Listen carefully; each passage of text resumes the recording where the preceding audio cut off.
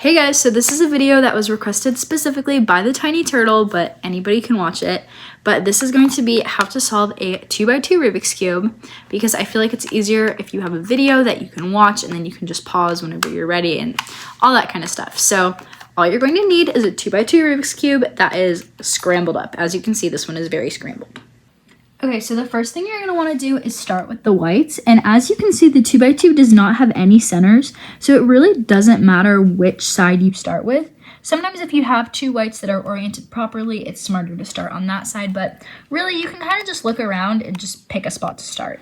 The thing that's important to remember about the whites is that you want the colors on the sides to match up. So you can see this one has blue and orange on the side. So when it's next to a white, you're going to want it to be next to one like this, so that there's orange and orange next to each other, versus if you put that one, say, over here, that doesn't match up, right? You have two whites here. Actually, now we have three, but see how they don't match up? Yeah, that is not what we want. We want our whites to match up. So what we're going to have to do is solve the whites. Now, this is something that takes practice. It's going to take a little bit of time, but you're going to want to solve the whites so that the colors are lined up on the sides. Don't worry about any of the things down here. Just worry about your whites on top and then your colors on here being the same. One of the biggest things that I see a lot of people struggle with is not understanding how to hide the whites. So I'm kind of going to show us right now how I would do that. So if I have, let's say, this guy, and we want to put him up here, right? So this white, we want him to go here in this spot.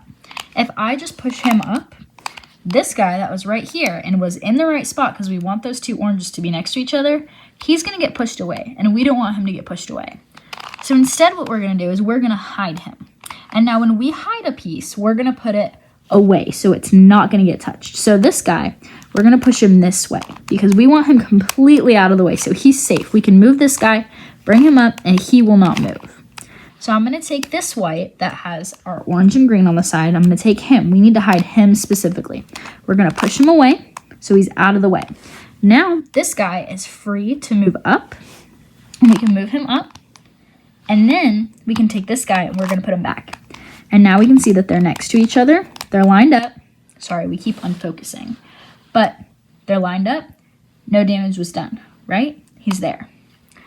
Now we're going to do the same thing for our other colors, or our other whites. So we just need to find where they are and we need to get them up.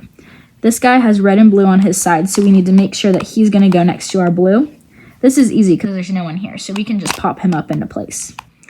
Now we need to go ahead and find our last white. He is over here. This is kind of a tricky case because if I push him up here, he's not in the right spot, right? And even if I hide him and I push him up here, that doesn't do anything, right? Because white needs to be on top. So what I like to do in a situation like this is you're kind of going to over-rotate. So I'm going to hide these guys, and I'm going to push him here. That's his spot that he's supposed to go in. But I'm going to push him even further so that he's in the spot he's not supposed to go in. Then we'll put our guys that we hid back, and it pushes him down. But now his white side is going to be oriented so that when we do push him back up, he'll be in the right spot. So now I can take these guys and hide them again. And this guy is going to pop right up into his spot, right there, like that. And now you can see we have our whites solved, and every side of the whites lines up so it looks how it's supposed to. Now we get to the yellows. The yellows, there's going to be a couple different algorithms you use for this. So if you want to go ahead, get to this point, pause the video until you're there, and then we'll resume. Okay, this is the part of the video that you're probably going to want to replay a little bit until you get the hang of it. I'm going to slow it down when I do it so that you can see the moves that I'm making. But if you have two yellows on the side like this is what you're going to want to do.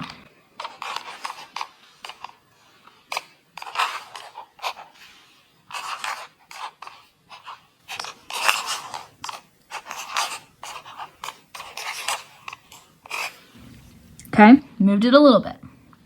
Now we're going to do the same thing again. We're kind of going to just keep doing that a couple more times.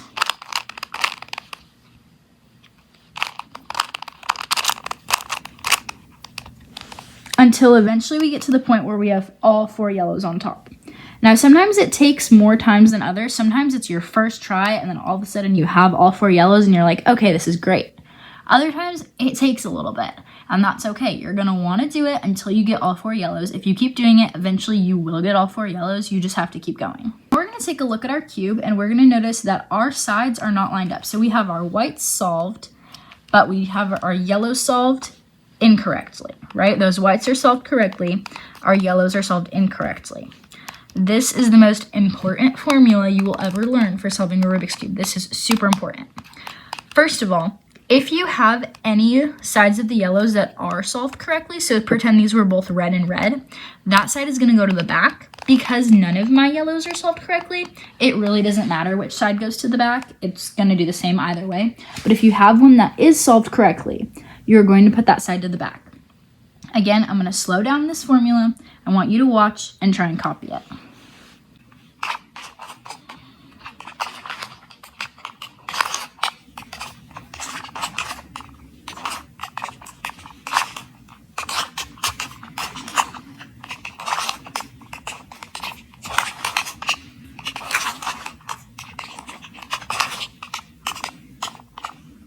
Okay, so now we can see that these blues are all lined up, right? This side is solved correctly.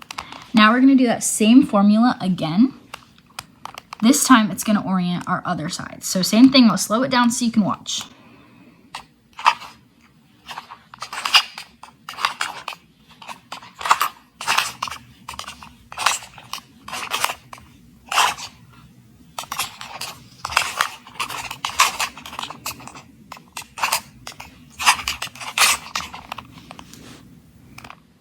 I'm gonna do that one more time just because I feel like that angle was not good.